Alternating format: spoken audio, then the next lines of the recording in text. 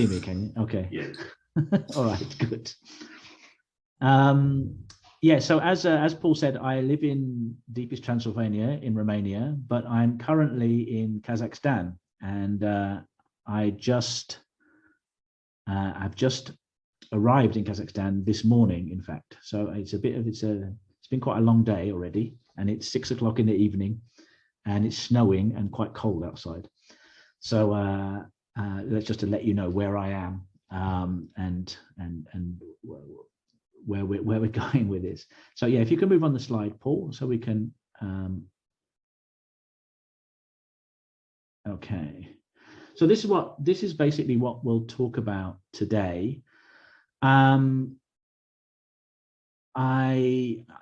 recognize that a number of you are teachers and a number of you are managers. I'm presuming that's the case anyway.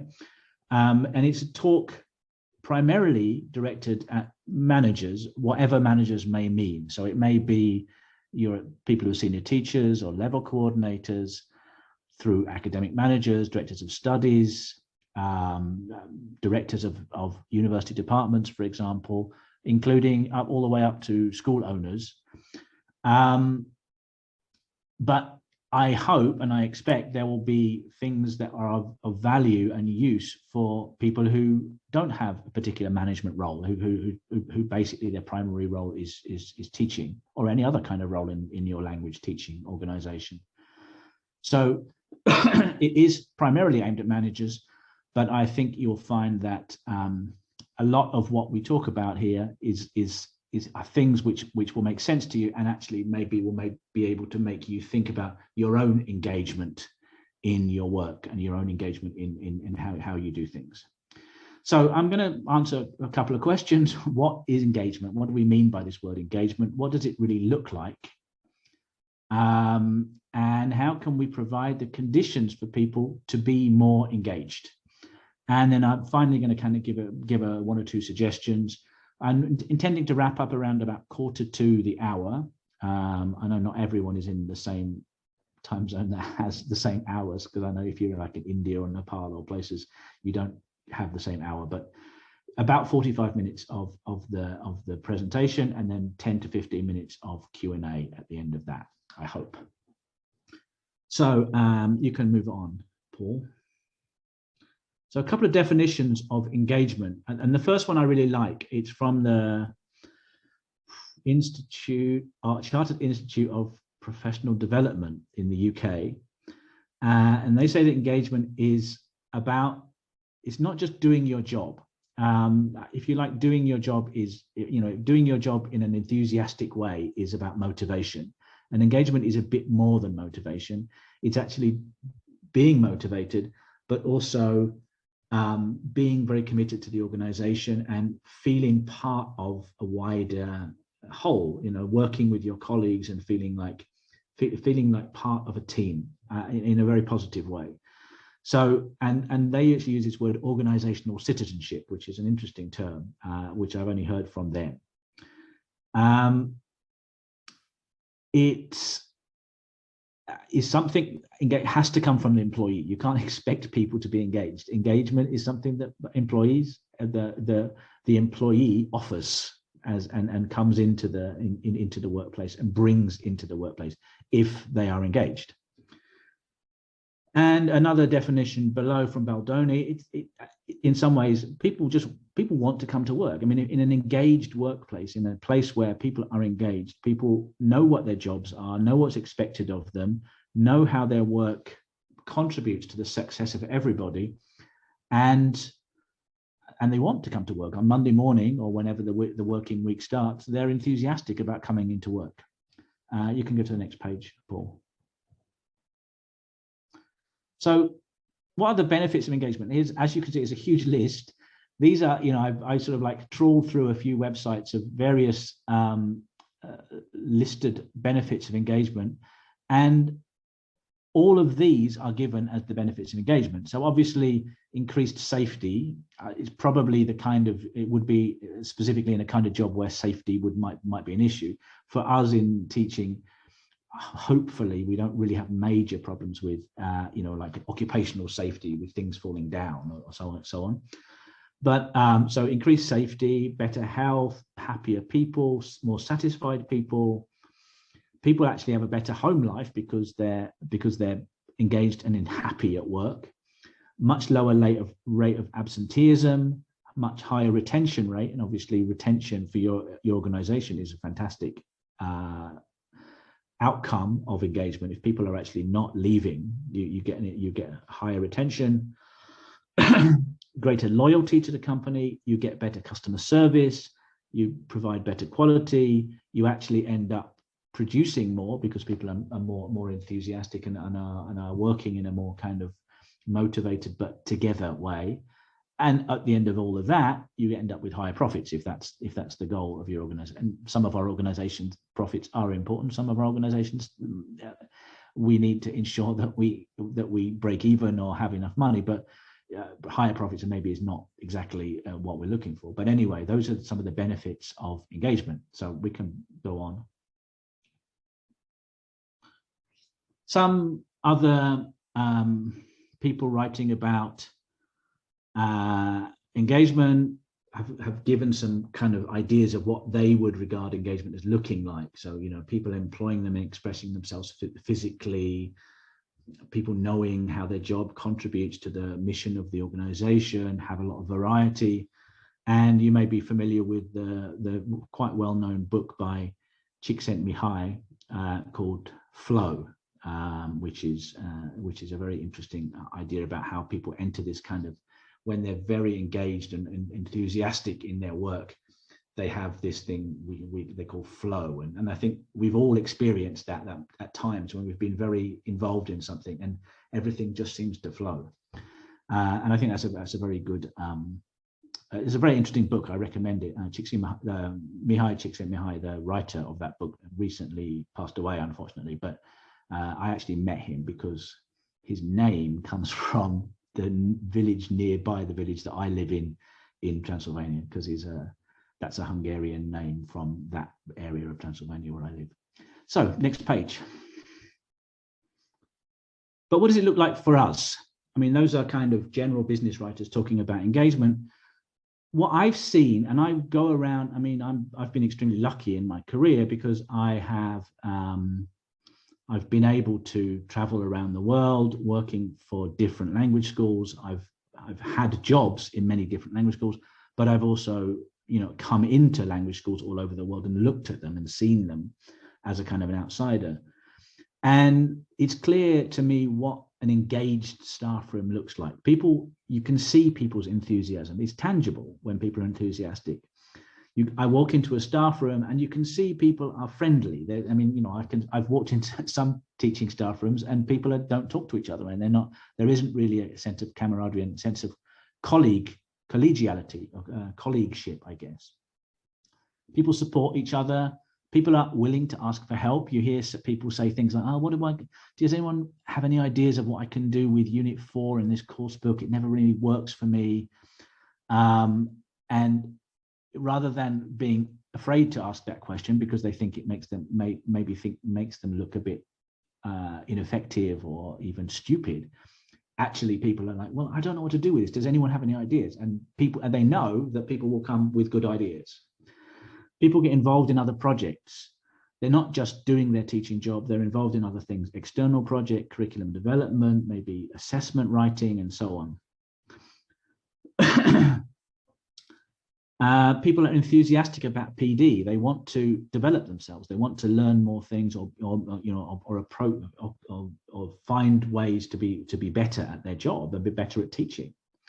And people are ready to question and make suggestions, including to the manager, and saying, I don't think this way we're doing it is really working. And knowing that the manager will be open to that. The manager, at the end of the day, they might not change the way that you are doing things, but there'll be a discussion about it, and it wouldn't be like, no, we're not going to change this. So I mean, at the end of this talk, or even now while you're thinking about this, I would encourage you to think about your own school. Do you feel like your school has this engaged culture? Do you have this sense that people are very kind of enthusiastic? Not all the time, because obviously we all have bad days, and some days we don't all come in and say, oh yeah, everything's great. I mean, but is there, do you feel that kind of culture where people are enthusiastic and sharing and coming up with great ideas? Next, Paul. But we have barriers to engagement. We have a number of barriers to engagement, small and big. One of the big barriers to engagement is that we are living in a difficult time, and our language teaching organizations around the world, in some parts of the world more than others, are struggling. And we used to have something called the psychological contract. And the psychological contract isn't really a written contract. It's not a written thing. It's like this unwritten expectations that go between the two parties, employer and employee. We have expectations of each other, even though it's not really written down. But this psychological contract, which has been in place for years, has been kind of torn up. We have, lots of uncertain job security. People are not necessarily secure in their jobs, especially now as a result of the pandemic. There's a lot more casualization. That is to say that there's a lot of people who are don't have a kind of 40-hour-a-week contract. They get a few hours as and when there's a class that they can teach. There's technological changes which can be quite difficult for people to deal with. They're having to learn technological things going on at the same time. There's lots more expectations of flexible working. People are being expected to work at weekends, in evenings, and so on. There's this word precarity. You might have heard this kind of this feeling that EFL is quite a precarious position for people. There's downsizing, schools closing down, and of course the effects of the pandemic. And the effects of the pandemic have been dramatic in our field, especially in countries where they relied on students needing to travel. So places like the UK or Australia or Ireland and so on. Those countries where the students came from abroad have been even more affected than everybody else. But everyone's been pretty badly affected by the pandemic and having to deal with different kind of educational ways of doing things. But there have been all of these different challenges. So can we expect people to be engaged in this climate? Obviously, if people are scared of their jobs, they're not going to be engaged. And that's something we have to, bear in mind when we're thinking about engagement. We can move on, Paul. So what is it that employees want? Well, this is kind of a list of things that researchers have come up with as what employees want. They want to be able to trust management. They want to feel that management are acting in their interests rather than keeping things from them and treating them badly. They want to feel satisfied with the work that they're doing and the job that they're doing. They'd like to feel involvement in decision making. If a decision impacts on them, they'd like to feel involved.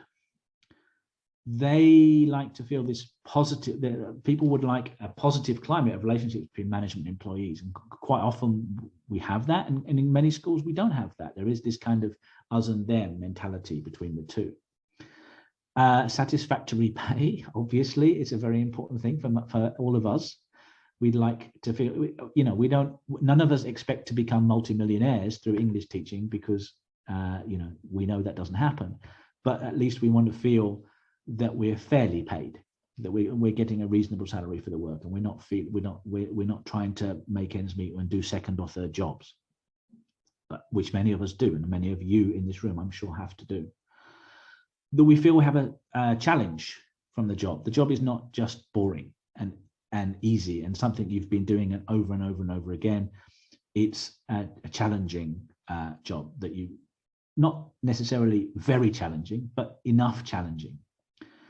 And having a sense of achievement. And so some of these things, teaching and teachers get kind of automatically. A lot of teachers feel a sense of achievement from their work because they're helping students and you see the benefit and so on. We can move on, Paul. So this this sort of brings us back to a fairly old motivation survey and research done by Frederick Herzberg. I won't spend a long time on this, but I recommend you can actually read the article, Herzberg's article, for free online quite easily. And at the end of the talk, there's a slide with the references on. And Herzberg looked into workplace motivation, what motivates people and what demotivates them. And because he discovered actually that one of the things we need to worry about is firstly what motivates people, but secondly, what is it that demotivates people? And these two things are not the same, but they are intertwined. So first of all, this slide shows the things that he discovered were the motivators. These are the things that motivate people to do the work itself. For teachers, that's the teaching part of their job. That's going into the classroom and teaching and having the students learn and so on. A sense of having some kind of responsibility, feeling like you sort of own your work and you're responsible for your work, and it's not just doing it for somebody else.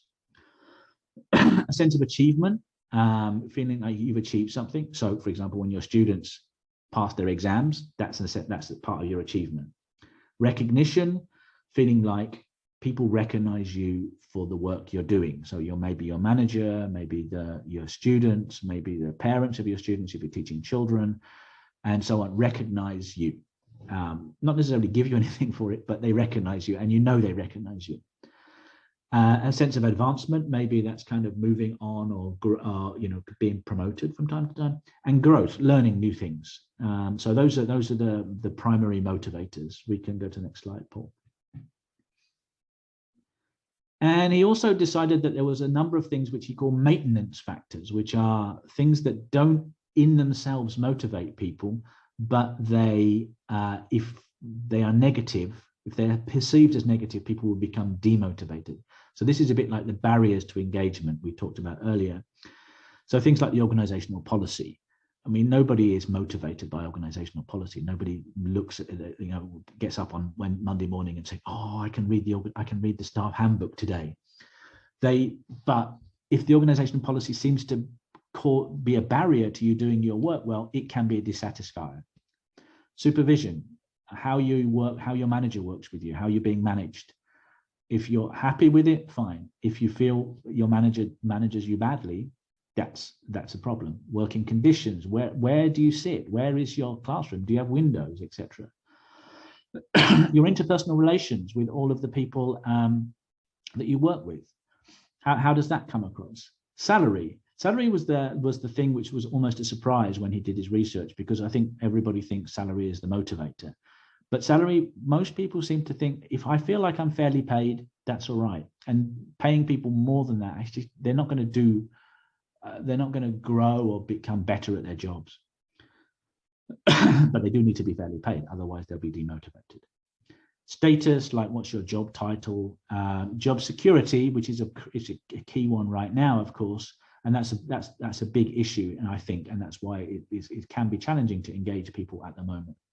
And people's personal life. Obviously, personal life is nothing to do, managers can't influence people's personal life. But if people are having trouble at home, they will not be engaged so much in their work. I mean, that's a very clear and obvious point, but it's true. And, we can't, so there's some things which are outside of work which influence these things. We can move on, Paul.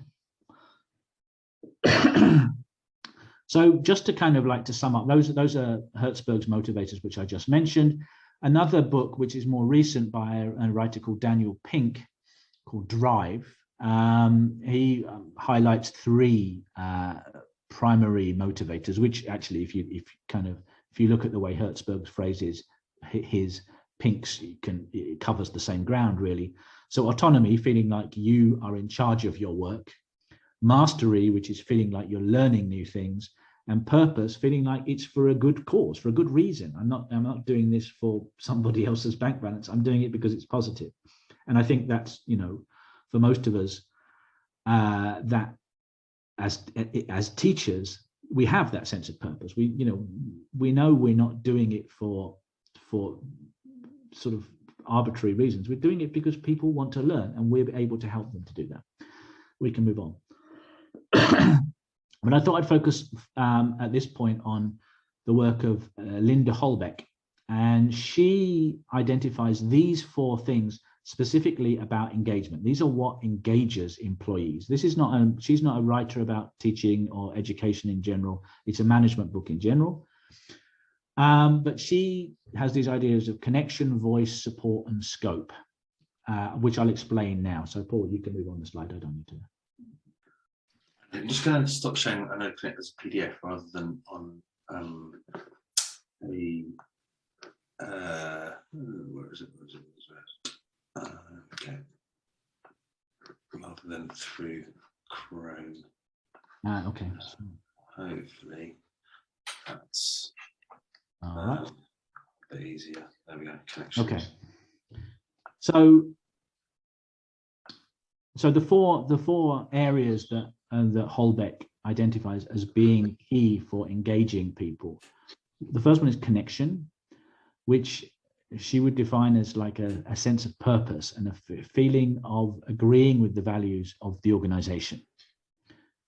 Feeling part of something and the sense of belonging, that staff room feeling of, you know, we're in this together, we're working together on this. And strong relationships. So these are the kind of what she would describe as, if you like, connection. I think one example of something managers can do here is to maybe lead a discussion about what are our shared vision in this organization. And by vision in this case, I don't mean like kind of a marketing slogan. I mean, have the staff sit and think, well, why are we here? What do we get out of this? What's the point of this?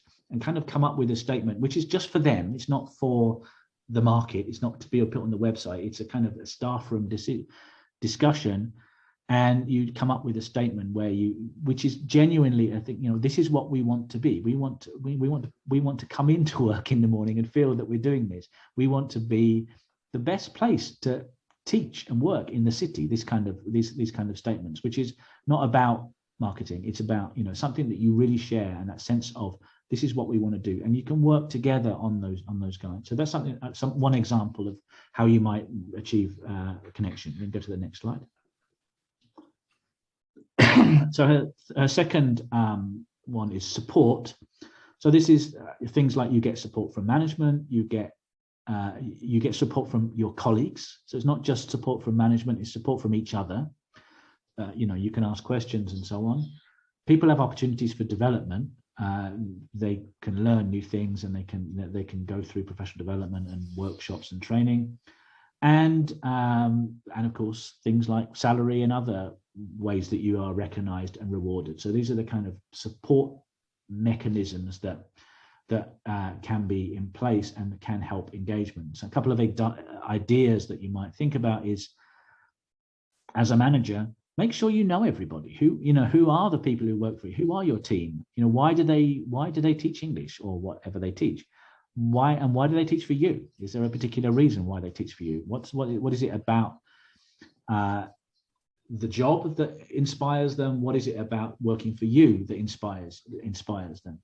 And I think another thing that you can consider is make sure as a manager that you check in with people regularly. Don't just kind of wait to talk to people once a year in the performance review process, but like check in with people. How's it going? What's going on? What's working for you? What do you need help with? Is there anything that you need a bit of assistance with? Just let me know. So this is part of support, I think. You may not have the opportunity to increase people's salary, but you can recognize them and you can reward them in other ways. So we can go to the next slide. Voice is the idea that you have a say in things, that you are not just you're not the victim of the way things go, or the way things work in the organization. You have a voice, you have a say in how things are done. You participate in decision making. Not necessarily every decision, and every individual is participating in every decision, but some decisions can be, especially ones which impact very heavily on people's working lives, they should be participating in those decisions. People feel like their input matters. That, you know, when they give their opinion, people listen and people pay attention to it. And there is like this sense of teamwork and diversity, and people work together, but not everybody's coming from the same place. Everyone has different ideas and perspectives, and that really helps the organization function. So if, let's say, you're engaged in some form of change, let's say you want to, I mean, something as simple as introducing a new course book. Well, if the manager just decides what the new course book is going to be, people don't feel they have a voice. The people who are teaching that level would be the much better people to make decisions about the new course book, for example. I mean, that's a simple change management process, but even bigger change management processes. Bring people in, make sure the people who are affected by the change are involved in the process of deciding it. We can go to the next one. And the fourth of her four ideas is this thing about scope, that people have interesting, challenging, meaningful work, something that it means something to them, when, and I think for most teachers that's true. I mean, I think most teachers do feel their work is meaningful and interesting and actually challenging, but it involves stretch as well. So this is stretch, is this idea that you're kind of like stretching yourselves a little bit. So if you've been teaching IELTS exam classes exclusively for 10 years, I would say you're not really stretching yourself anymore. You need to be thinking about teaching something else or doing other things, because that will be much more of a stretch for you. Having some form of autonomy and some form of control over your work, and actually, a chance to develop skills, learn new things, grow and become a better teacher, a more effective teacher, if you like. And when you look at research on how teachers who are satisfied in their job, the teachers who seek diversity in their roles and challenges, who seek to do new things, seek to teach different levels or teach different kinds of students than they've taught before, are the ones who are actually more satisfied. They have more challenges because, of course, they have to prepare things which they didn't have to prepare before, but they're much more satisfied. And that's true in all the research you find. So we can move on to the next slide. So I'm going to just to give you a break from listening to my voice, I'm going to give you like 3 minutes, which I know isn't a long time, but you can also take a photograph of this slide, or you can actually see the slides later on. And take a look at these questions. There are 10 questions there, and think about your own organization and give yourself a ranking, give your organization a ranking from 1 to 10, how you are in these things. And at the end, you would add up these numbers. So obviously, if your school scores 100, it means you're scoring 10 on every single category, which means that your school is absolutely perfect and nothing ever needs to be changed. If your school scores 0, then it's the entire opposite. But let's say your school scores something like 70, then it gives you an idea of where things can be changed. So I'm going to give you like 2 or 3 minutes to read through that and just think. You don't have to actually answer those questions, but just think for 2 or 3 minutes about what you would be for your school, just to give you a break from my voice. Give you a chance to drink some water.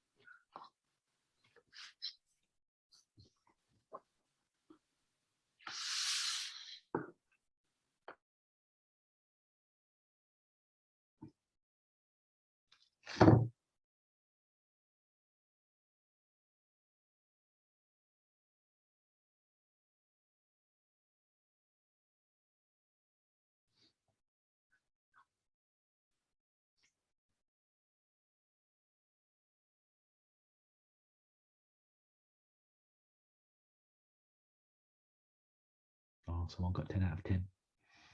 Or would it be 100 out of 100?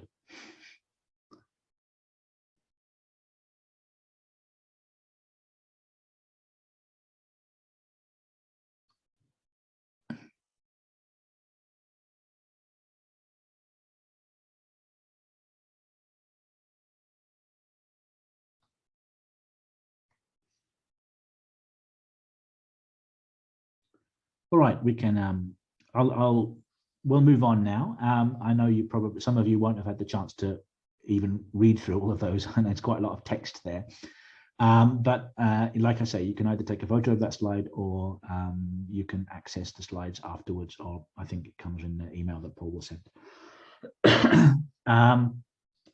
So you have a chance to maybe do that and maybe talk to your staff about it. And but like I said at the beginning, give yourself a score out of 10 on each of these categories. So if you think, for example, question 2, teachers and others are encouraged to develop and grow personally and professionally, maybe you think, yeah, they kind of are, but it could be better. So let's say we give ourselves 7 on that one, and so on. So you give yourself a score out of 10 for each of those categories. So you get the whole score you have is out of 100. That's one way of using this chart.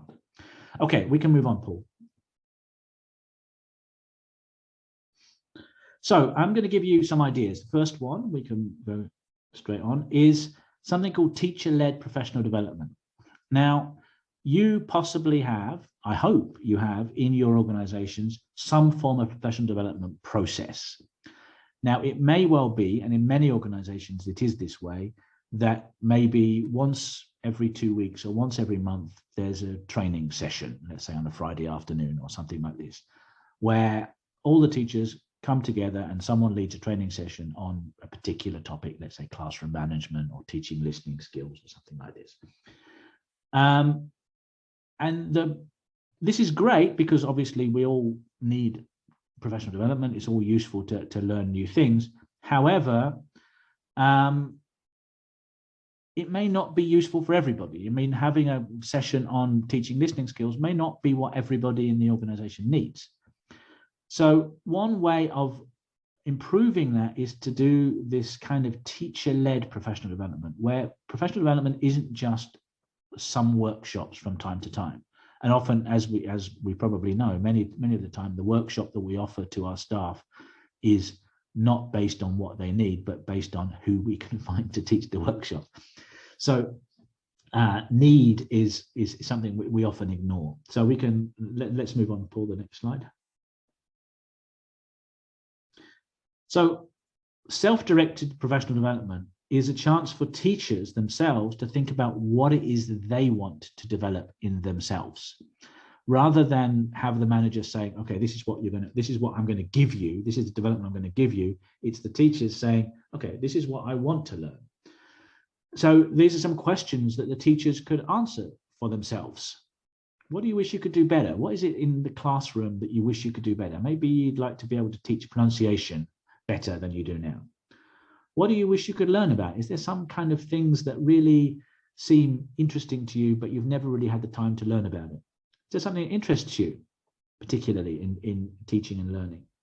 What do you want to achieve? What do you want to be in the future? Do you want to become a teacher trainer?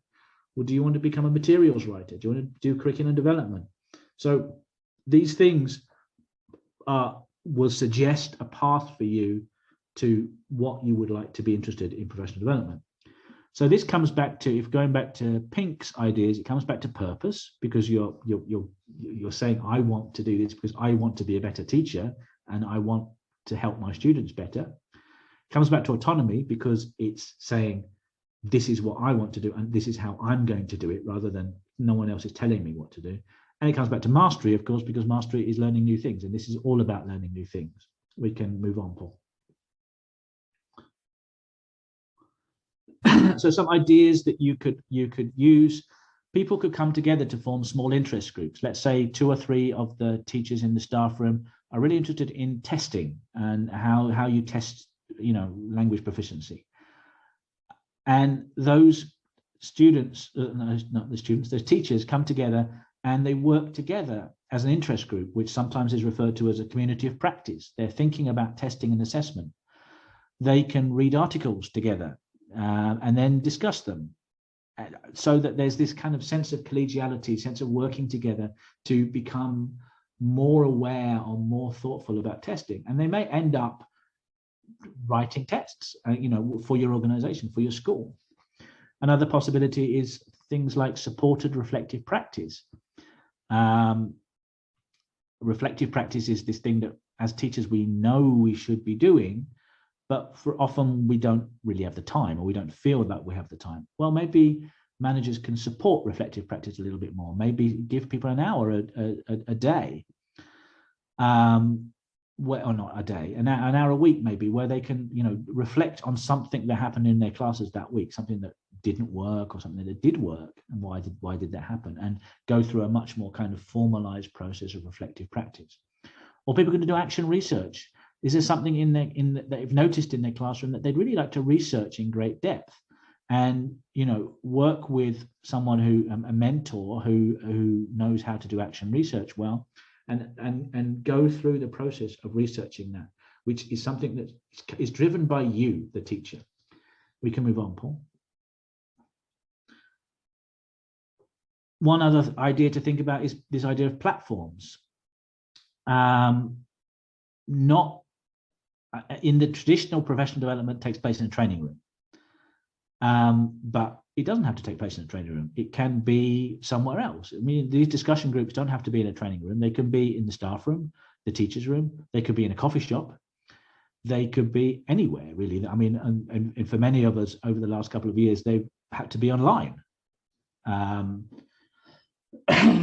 Or they just go to a classroom when it's empty. When there's no students in there, they go and they have the discussion in the classroom, and they're surrounded by the classroom environment, which could be useful. So it doesn't have to be something that's in a training room. We can go on, Paul.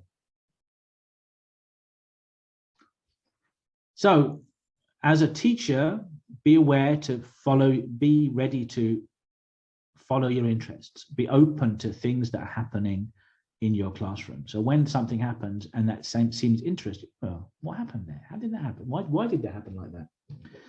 And don't feel restricted by the structure of your organization. It may well be that there is no real option for working on testing in your school. Maybe in the school, the tests are already written and they're never changed, or maybe the tests are they come from external sources. They're not internally created by the school.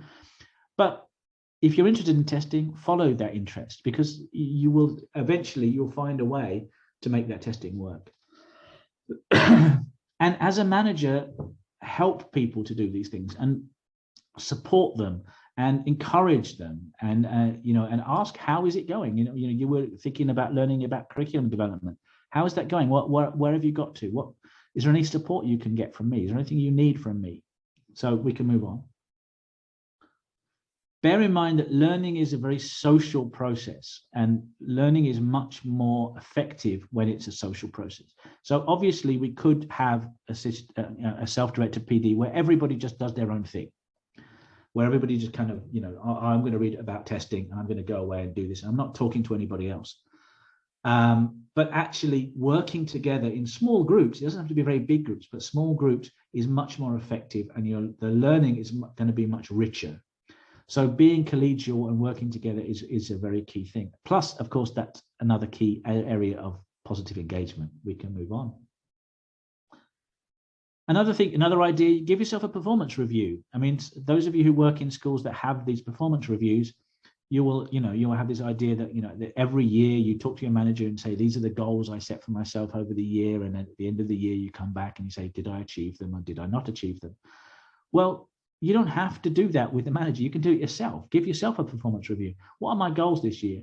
And then every month, check in. How am I doing on these things? How am I going with my, I wanted to learn about, teaching IELTS classes. What have I got to at that point? Next one.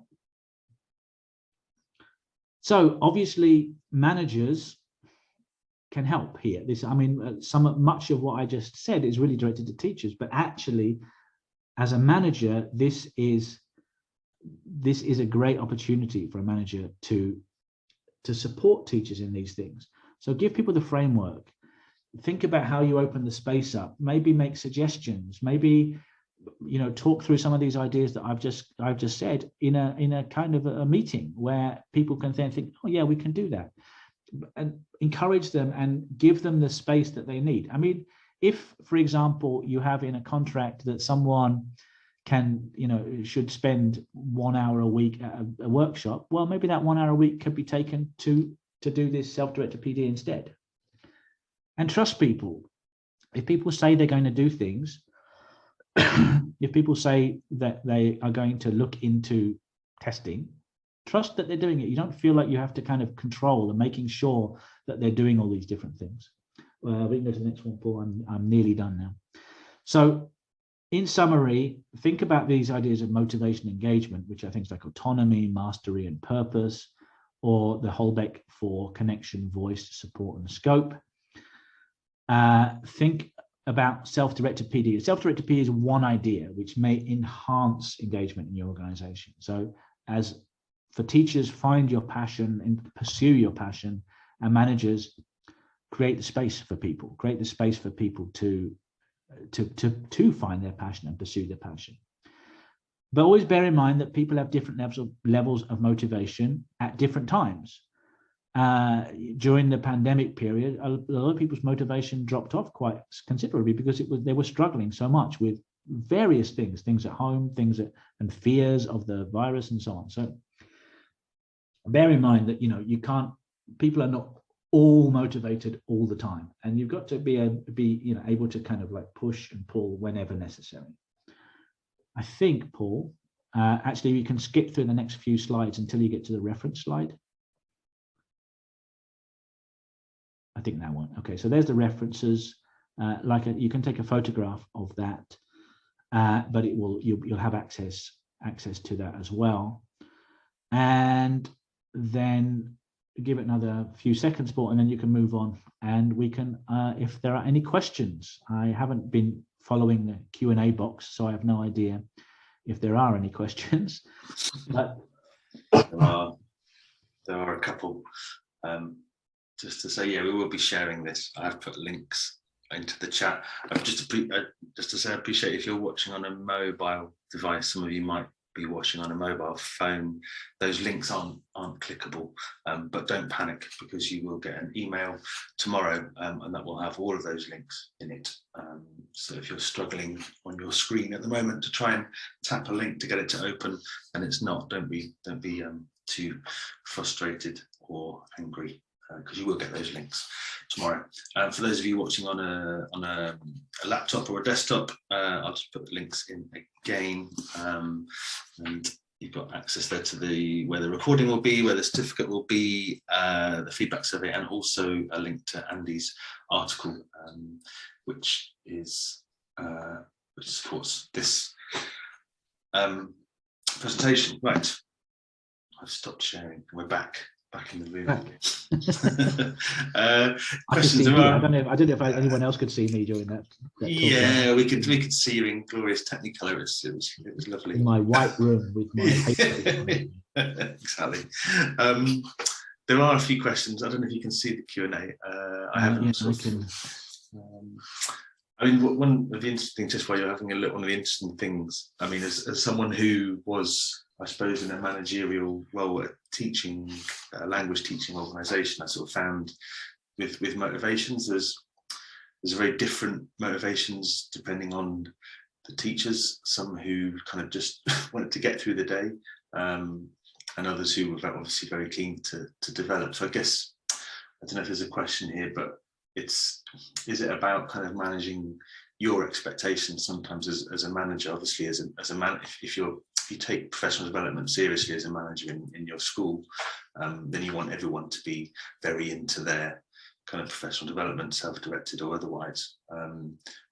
But perhaps it's a case of sort of tempering that slightly and thinking about the individual and what's going to work for them in terms of development. Is that fair? Yeah, I mean, yes, I think so. I mean, obviously you have to kind of, you have to temper your expectations to an extent. I think if you do have staff members who do seem disengaged or unmotivated or not really enthusiastic about learning new things, for example, I think it's interesting to see if you can find out, well, why is that? I mean, what is it that this person is dealing with that makes them feel that way? Is it just because they're complacent and they're just ready to retire?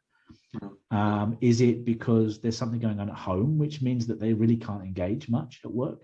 Is it because is there something else? I mean, because I think that could be, I mean, you can't solve everybody's problems. Clearly, you're, as a manager, that's not your job. Your job is but your job is hopefully that you've got staff who are engaged and motivated. And if there are one or two staff who are not motivated,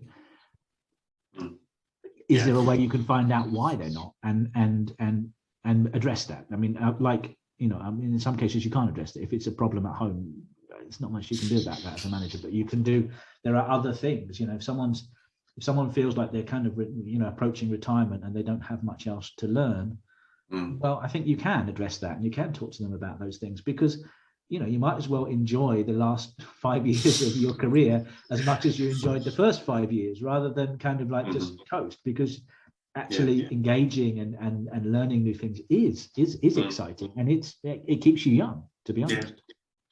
We sort of found that one of the best ways with that scenario that you just described, where people were kind of waiting to retire, or it was, I've got this much experience, I've been doing this for so many years that actually, I don't need to learn anything, was actually sort of turn it around so that they were kind of mentoring teachers with less experience. So you kind of give them the responsibility as someone who's, responsible for someone else's professional development. That kind of worked actually to some extent. Anyway, sorry, I'm just sort of got my own agenda here, haven't I? Looking at the questions. There's an interesting one, Jesse Goldup. If work policy is not to pay for professional development or meetings, which I know is the case in some contexts, how can you encourage staff to engage with these opportunities?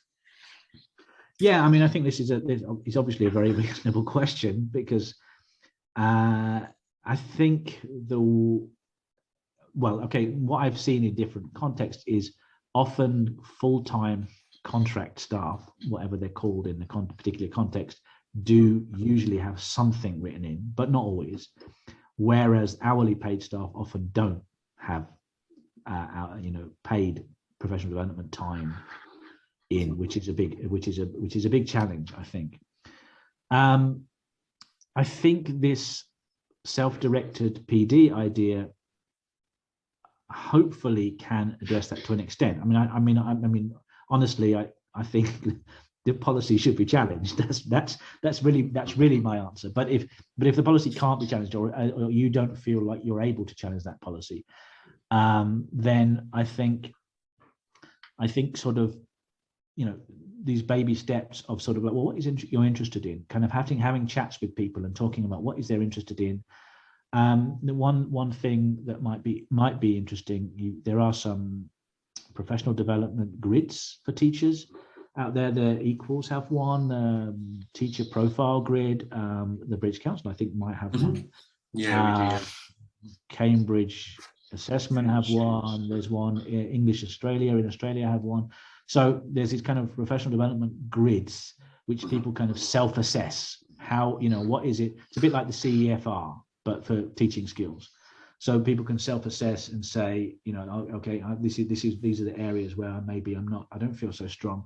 And they can then start to think about, well, what do I want to do? What do I want to learn more about?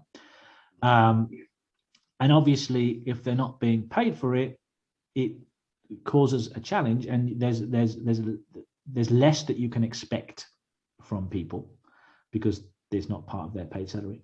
But I think if they're enthusiastic and if they're, if they really enjoy what they're learning about, they will do it anyway. I mean, we all do that. We all learn new things which we're not being paid for. I mean, we all have things that I pick up a book and I'm reading a book which, no one's paying me to read that book, but it interests me. So, kind of encouraging and lighting little sparks under people is one way around that. And like I say, it's not ideal. I mean, I think, change the policy, but if you can't change the policy, that's one way around it. Okay. Yeah, I mean, I guess it's, it goes back to what you were sort of talking about close to the beginning, with the idea that, you pay people enough, so that it's not an issue. The salary is not something that people complain about, and if that's the case, then often you're going to find that the sort of the sparks that you light or whatever are always going to be people are going to respond better to it, because they're not thinking about, I'm not being paid enough, or I need to sort of to go to my other job. And there's a few questions where I think people have asked about motivation and sort of energy levels when they're having to work more than one or two jobs in different schools, in different classes. So it obviously kind of becomes quite difficult within the sort of the day-to-day to find the time for that. I don't know whether there's a question in there. It's more of a kind of a sort of a comment, really. It's about how we can save energy, how you can kind of keep motivated, I suppose, if you are in that situation, which I think you've kind of been covering and talking about anyway. So I think perhaps hopefully that answers the question there. Just sort of looking at some of the others. It's interesting because we've got different audiences here. We've got a sort of teacher audience, we've got a manager audience. So I don't know, we should almost do a poll to see how many people are managers and how many teachers. Poll, But what about Yelena's question? This is the last one there. How to organize interest groups in a very small working environment? If you've only got 5 people, or even fewer than 5 people, aren't small groups just everybody? And I guess that's true. Yeah, I mean, obviously, if you have a staff room of only 4 people, it's more difficult to do that, and it's going to be slightly more challenging to have small groups focused on this particular area. But of course, you don't have to be only involved in one group. So if you're interested in testing and classroom management, which are 2 very different things, maybe you're in a group of 2 on testing, and you're in a group of 3, which may not be the same 2 as with the testing. So I mean, people can be in more than one group. I think that's the thing. But yeah, I mean, obviously that is a fair question. Yeah. You can't do small. How can you? If not everybody's going to be interested, and if only one person in the staff room wants to really look into testing and assessment, then in some ways that person is going to have to do it on their own, or do it with colleagues in other places using like a PLN, it's a professional learning network. So you can find people around the world through Twitter or through other forms of social media who are interested in this topic and work with them. So I mean, that's one way around it. But yeah, I mean, it's obviously a very fair question. I was going to say, I think if you've got a physically small staff room, then obviously you have online, as you're saying, professional learning networks or communities of practice that exist online that you can join, and there are lots of those. So I guess it's a question of maybe going beyond the sort of the physical bricks and mortar of the school, perhaps. There are more questions. I'm just conscious of time because we've sort of run out. We have run out of time. Yeah.